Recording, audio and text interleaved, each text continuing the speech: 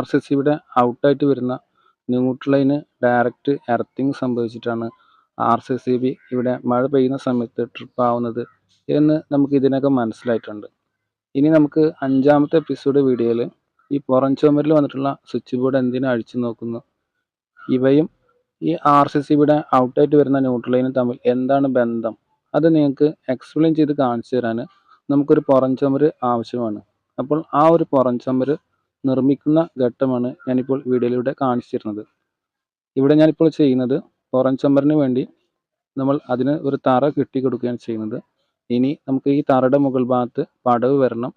പടവിന് ശേഷം 2-3 ദിവസം ഉണങ്ങേണ്ടി വരും. അതിന് ശേഷമാണ് നമുക്കിനി ബാക്കി എപ്പിസോഡ് ചെയ്യാനുള്ള വീഡിയോ ഒക്കെ ഷൂട്ട് ചെയ്തെടുക്കാൻ സാധിക്കുകയുള്ളൂ.